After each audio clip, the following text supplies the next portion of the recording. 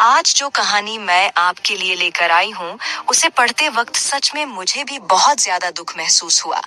कैसे एक लड़की की सुंदरता ही उसकी जिंदगी का सबसे बड़ा श्राप बन जाती है। आखिर कैसे कोई एक लड़की के साथ इतना ज्यादा बेरहम और क्रूर हो सकता है। यह कहानी है मेडुसा की, जो दुनिया भर में सांपों के सिर वाली राक्षस के रूप में जानी जाती है। ग्रीक पौराणिक कथाओं की गोर्गन मेडुसा एक भयावह राक्षस थी, जिसके बाल और आंखें विषैले सांपों जैसी थीं, जिसमें किसी भी इंसान को पत्थर में बदलने जैसी शक्तियां थीं। कभी एक शक्तिशाली खलनायक के रूप में, तो कभी भयावह राक्षसनी के प्रतीक के रूप में, मेडुसा कभी भी लोगों को मोहित और प्रेरित करना बंद नहीं करती है। उनकी कहानी यकीनन ग्रीक पौराणिक कथाओं की सबसे प्रसिद्ध कहानियों में से एक है। मेडुसा देवी एथेना की पुजारिन थी, जो ज्ञान और युद्ध की कुंवारी देवी थी। एथेना की पुजारिन बनने के लिए एक शर्त यह है कि युवतियों को कुंवारी होना चाहिए और देवी को अपना जीवन देना चाहिए। प्रसिद्ध भयावह राक्षसनी में बदलने से पहले मेडुसा एक सुंदर आकर्षक लड़की थी।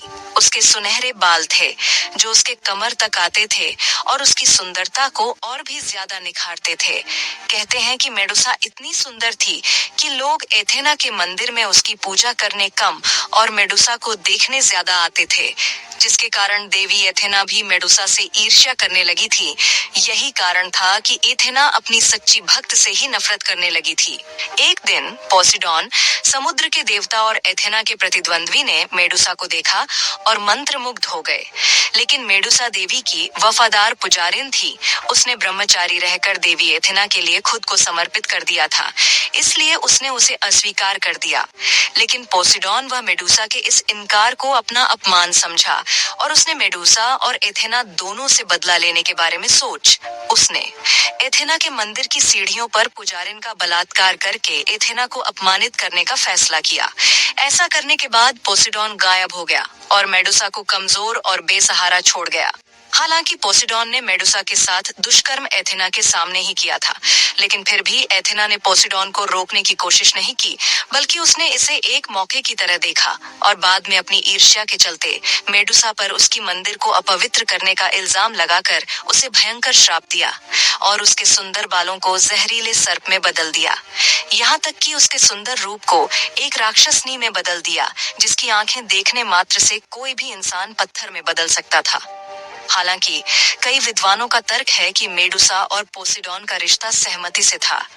वास्तव में ग्रीक स्रोतों में कभी भी मेडुसा के बलात्कार का उल्लेख नहीं है।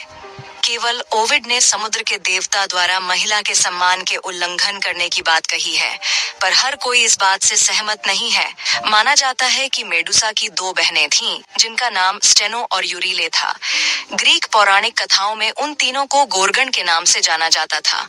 उनके माता पिता फोर्सिस और केटो थे। दो अन्य गोर्गन के बारे में ज्यादा जानकारी नहीं है, सिवाय इसके कि वे अमर थे, जबकि मेडुसा अमर नहीं थी। संभवतः मेडुसा कहानी के अनुसार नश्वर थी, क्योंकि अगर ऐसा नहीं होता तो पर्सियस उसे मारकर उसका सर नहीं ले सकता था। हालांकि स्रोत यह नहीं बताते कि दूसरे गोर्गन कैसे दिखते थे। हम मान सकते हैं कि उनका रूप मेडुसा जैसा ही था। कम से कम प्राचीन कलाकारों ने उन्हें इसी तरह चित्रित किया था। दिलचस्प बात यह है कि इनमें से कई शुरुआती चित्रणों में गोरगण के पंख थे। हालांकि समय के साथ गोरगण का चित्रण बदल गया। हालांकि सदियों से ही मेडुसा का स्वरूप बदलता रहा। अपोलोडोरस की लाइब्रेरी दूसरी शताब्दी में लिखी गई थी और इसे मेडुसा की कहानी के प्रामाणिक संस्करणों में से एक माना जाता है। अपोलोडोरस ने लिखा है कि गोरगन्स के पास सुअरों की तरह ड्रैगन के दांतों के तराजू और सुनहरे पंख थे, जिनसे वे उड़ते थे। पुरातन यूनानी काल में मेडुसा का सिर घरों, मंदिरों और चीनी मिट्टी की वस्तुओं सहित विभिन्न वस्तुओं पर पाया जाने वाला एक लोकप्रिय अलंकरण था। गोरगोनियन के रूप में जाना जाने वाला यह अलंकरण आमतौर पर एक कार्टून नुमा गोलाकार सिर होता था, जिसमें बड़ी चौड़ी आंखें और जीभ और दांत के साथ खुला मुंह होता था। हालांकि गोरगोनियन सिर्फ सजावटी नहीं था।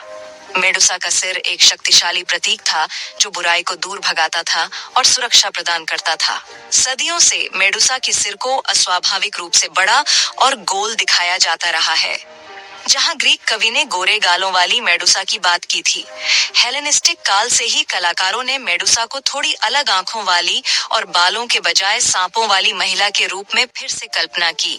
समय के साथ मेडुसा एक भयानक जानवर से एक खतरनाक रूप से खूबसूरत महिला में बदल गई, जिस तरह से वह अंततः 20वीं और 21वीं सदी की दृश्य कला में भी दिखाई देने लगी।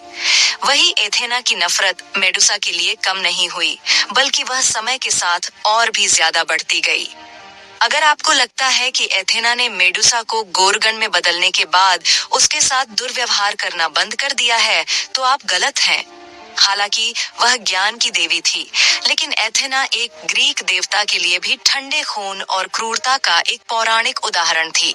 जब नायक पर्सियस को मेडुसा का सिर सेरिफोस के राजा पॉलीडेक्टिस के पास लाने का काम सौंपा गया, तो एथेना ने खुशी-खुशी उसकी मदद की पेशकश की।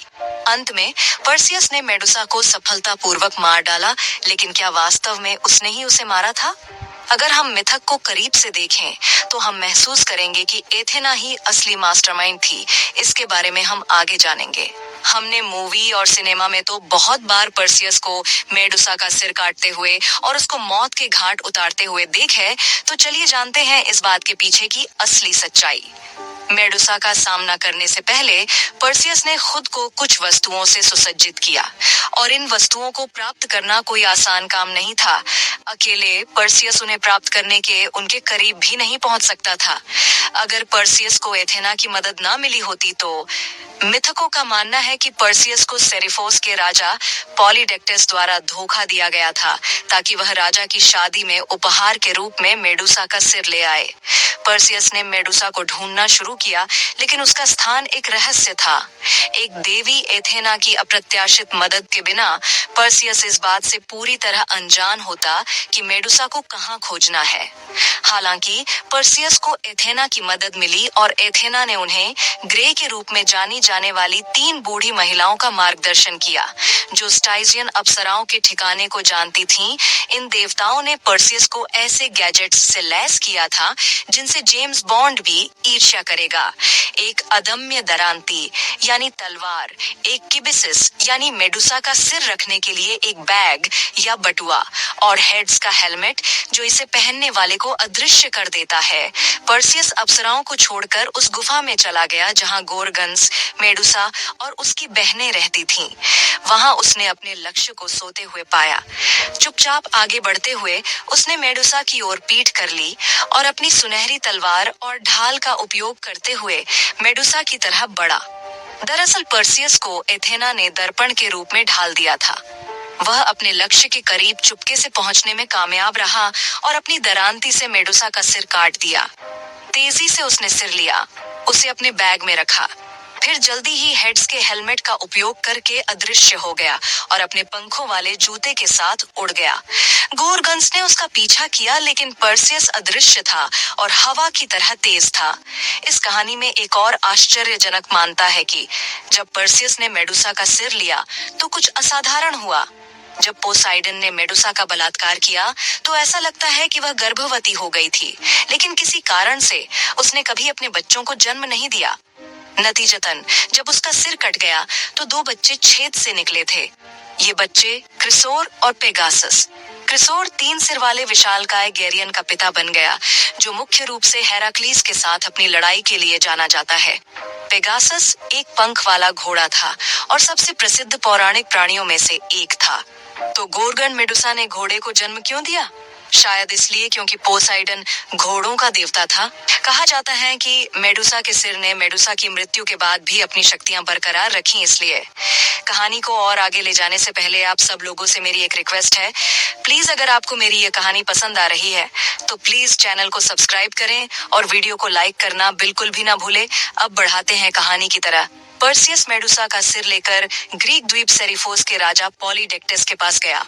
वापस लौटते समय उसे कई खतरों का सामना करना पड़ा, और अगर मेडुसा का सिर न होता, तो वह सेरिफोस द्वीप पर अपने घर वापस नहीं पहुंच पाता।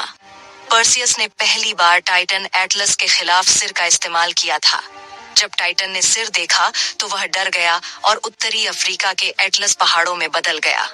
इसके बाद पर्सियस एथियोपिया से गुजरा, जहां उसे एंड्रोमेडा से प्यार हो गया, जिसे केटो नामक समुद्री राक्षस से खतरा था। पर्सियस ने मेडुसा के सिर से राक्षस को पत्थर में बदल दिया और फिर एंड्रोमेडा के एक प्रेमी फीनस के साथ भी ऐसा ही किया। जब वह अंततः सेरिफोस पहुंचा, तो पर्सियस ने एक बार फिर सिर उठाया और द्वीप के राजा पोलीडेक्टिस को मार डाला, जो पर्सियस की मां डाने से उसकी इच्छा के विरुद्ध विवाह करने का प्रयास कर रहा था। एथेना ने अपनी ढाल पर गोरगन मेडुसा का सिर लगाया था। पर्सियस के सेरिफोस लौटने के बाद उसका मिशन पूरा हो गया था। अब उसके पास मेडुसा का सिर ले जाने का कोई कारण नहीं था। इसके अलावा एथेना अब इसमें दिलचस्पी ले रही थी। ज्ञान की देवी ने अपने कट्टर दुश्मन का सिर लिया और उसे अपनी ढाल के कवच पर लगा दिया। इस तरह उसने मेडुसा की शक्तियों को अपने कब्जे में ले लिया और अपनी प्रतिद्वंद्वी पर अपनी अंतिम जीत की घोषणा की। मेडुसा के मिथक का डरावना हिस्सा यह है कि वह एक बलात्कार पीड़िता है, जिसके पास कोई सहायता प्रणाली नहीं है। यह कहानी आज इतनी शक्तिशाली और प्रासंगिक है कि मैं मेडुसा के लिए रोने से खुद को नहीं रोक पाई। सबसे पहले मेडुसा के अस्मिता को एक आदमी द्वारा कुचल दिया जाता है और बाद में एक शक्तिशाली देवी द्वारा प्रताड़ित किया जाता है और फिर उसे एक राक्षस में बदल दिया गया और उसकी पहचान छीन ली गई। यह एक दुखद कहानी है।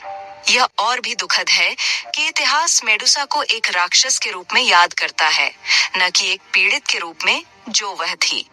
शायद यह उचित है। हम अब पीड़ितों की बात नहीं सुनते। सैकड़ों साल पहले तो और भी कम था। इसके बजाय लोग उन्हें कुछ ऐसा या कोई ऐसा बना देते हैं जो वे नहीं हैं। और अब मेडुसा के सिर को अपने शत्रुओं को भयभीत करने के लिए, उन्हें भय से सुन्न करने के लिए, एथेना ने अपने श्राप द्वारा बनाए गए सांपों को कवच के रूप में पहना है।